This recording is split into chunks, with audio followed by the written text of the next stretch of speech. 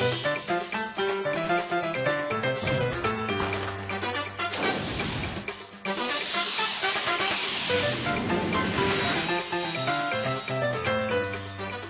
this episode of Dolce Vita, let your mind fly high while enjoying all-round pampering and relaxation for your body and soul. Appreciate amazing artworks that are handmade with only one single thread. Luxuriate in a tantalizing teppanyaki feast.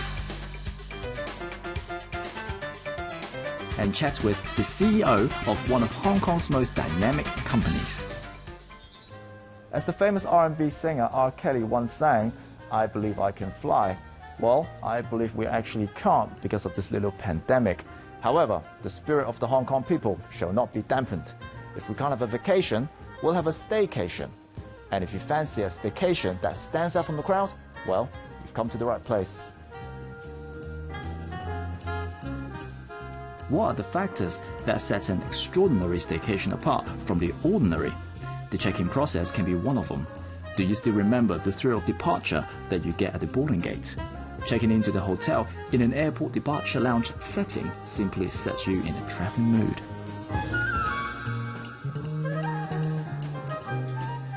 Striving for a unique and soul-healing getaway? Why not spoil yourself by enjoying a weekend in a spacious room that offers luxurious amenities and stunning views? Hong Kong is known for its breathtaking harbour view. From the top floors of the tallest building in town, you can enjoy a 270-degree panoramic vista across Victoria Harbour and the skyline of Hong Kong Island.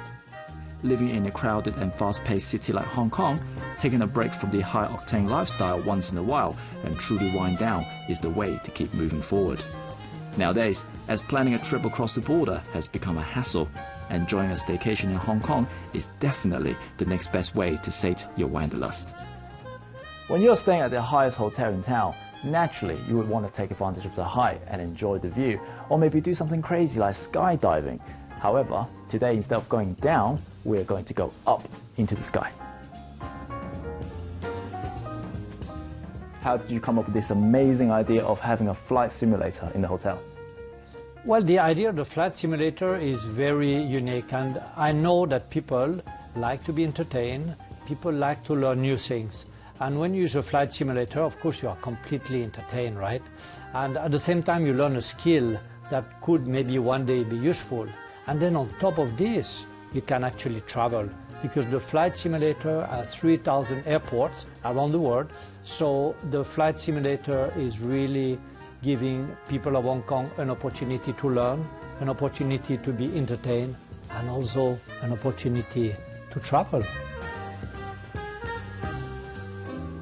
For flying, not only about the knowledge, but then we also train up with the soft skills. For a little one, like the primary school students, we begin to cover the aircraft structures, giving a little bit basic aeronautical knowledge, and then they're going to have the taste of flying in flight simulator, and also we have an aircraft model making. But then for adults, it's quite different because they have a certain level of knowledge in science, mathematics, or geography. Therefore, we're going to give an advanced level. It doesn't matter for the junior one or either the adults, that this is the same philosophy that we all want to train our junior aviators, which is not limited in age.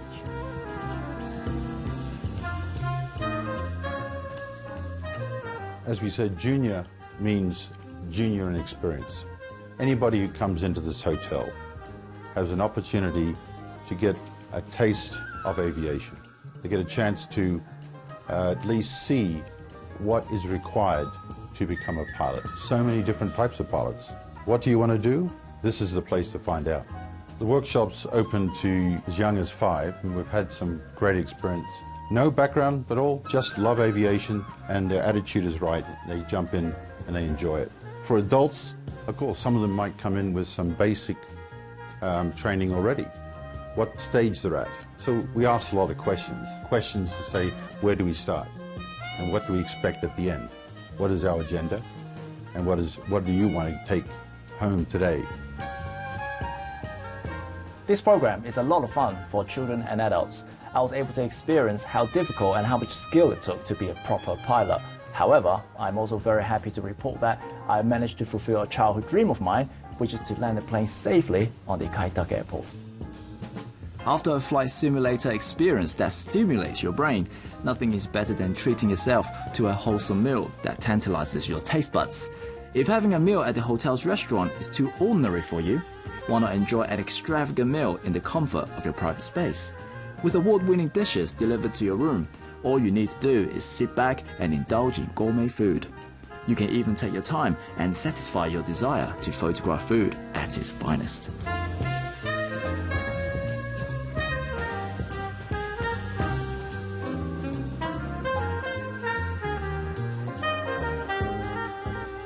In the past, we take every opportunity to go abroad, even when we only have a few days. And although we can't fly as easily now, it doesn't mean we can't have a fun and luxurious holiday in Hong Kong.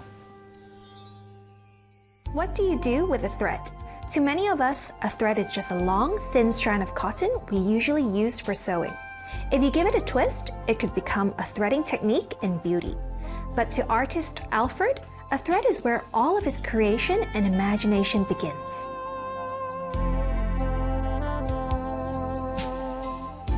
Could you share with us your story? How did you decide to use thread as a medium to create art? The reason that I choose only a thread to make different kinds of artwork is because I want to make something very unique to the world. Basically, for most people, the definition of drawing or painting is always limited to use of pencil or brushes, such as oil painting or sketches. But at the same time, I've always been thinking, is there any other medium that can replace brushes to make inspiring works? Is it possible to redefine the nature of painting? Actually, I'm so intrigued to use only the most simplest material to make the most complex artwork.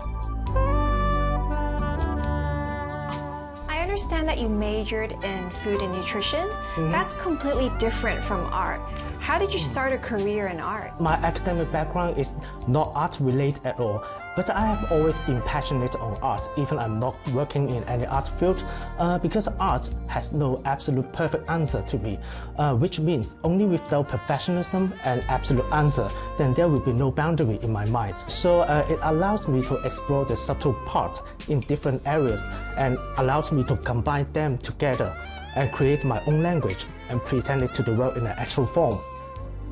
Could you walk us through how you create a piece, like how long it takes and how you enjoy the process? First of all, I will have to decide what image I wish to work on, and I will make sure the brightness and the contrast is the perfect right for the image. Actually, most of the work require a few months to complete, and all of the work you see only made with only one single non-breaking thread. Oh. Yes, from one of nail start and until the end.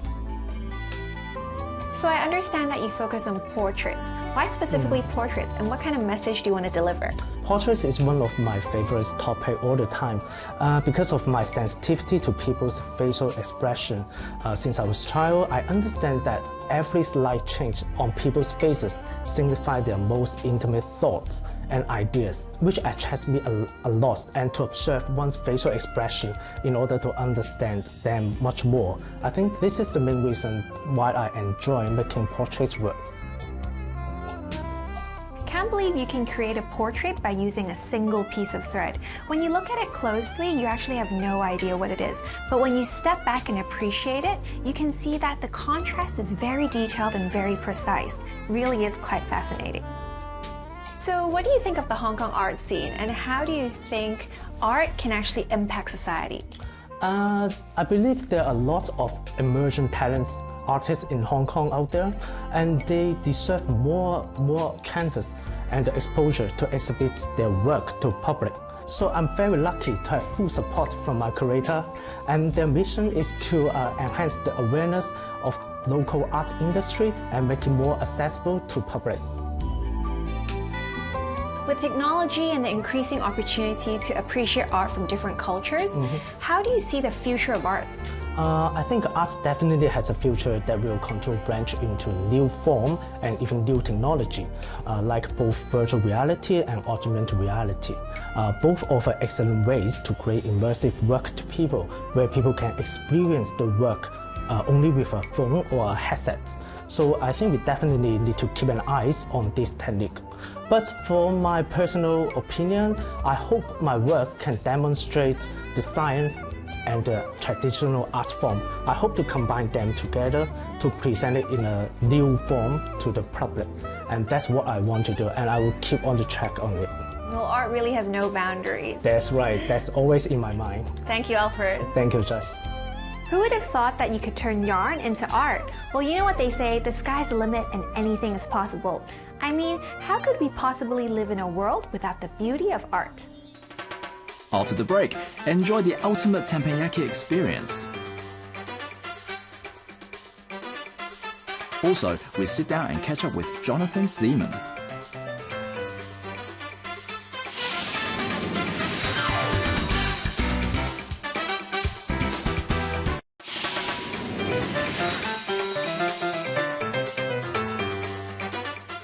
Joyce, a lot of us haven't been able to travel since last year, but once the travel restrictions lift, which country is first on your list to go visit? I must say I have a long list, but the first destination, probably something close. I'd say Japan. I really miss the authentic Japanese food there. Me too. I really miss Japanese food. I think that food is the best way to discover a culture, so that's why whenever I travel, I love trying local food. I guess we're very lucky to be in Hong Kong, to be honest. It's a cosmopolitan city as well as a food. With over 20 years of experience in the food and beverage sector, Jonathan has experienced his share of ups and downs in this industry. But nothing has left as tremendous of an impact than the pandemic. So let's see his take on this situation and how he deals with this challenging, difficult moment. Talking about the pandemic, it is a very difficult and challenging time. Can you share with us some tips on how to get through this time? Sure. Well, I mean, most important is to understand that eventually it will be over, but we don't know when it will be over, right? So really have to tighten things up. You know, it's like you're on a ship going through a storm. Tie everything down, batten down the hatches, and try and keep steady to get through the storm. You need to last as long as you can because you have to get to the other side with minimal damage. That's very important on the expense side of things, and then on the sales side of things, you really need to keep in touch with your core customers. So they say that 20% of your customers give you 80% of your business, and in F&B that's really, really true. So it's really important to to stay in touch with those customers and maintain that contact so that okay, they may not be going out so often these days, but at least when they do go out, they'll choose you. You do have a lot of insight and wise words on customer service and maintaining that relationship.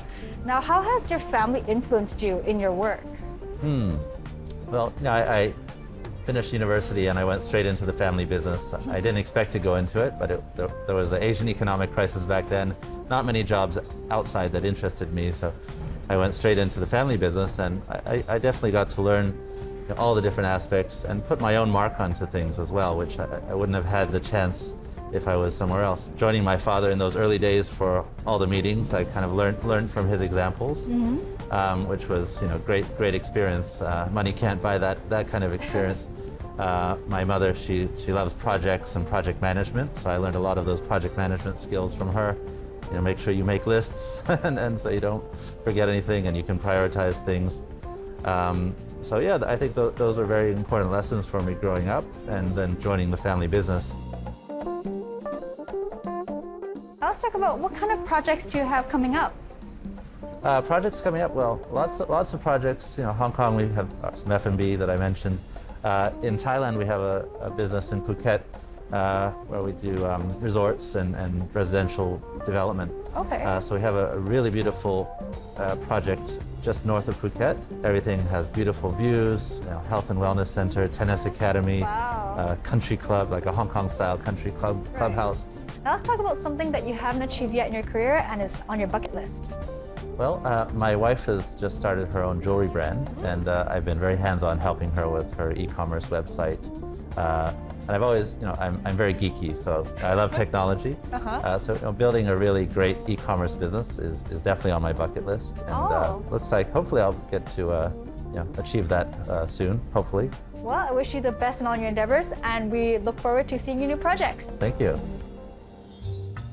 That's all the time we have for this week's episode. If you want to find out more about what we have introduced, remember to log on to our website.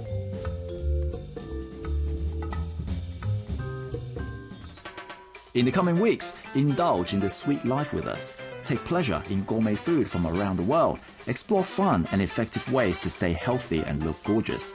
Keep up with the latest trends in every aspect of life and connect with inspiring people from different backgrounds. Be sure to tune in again next time.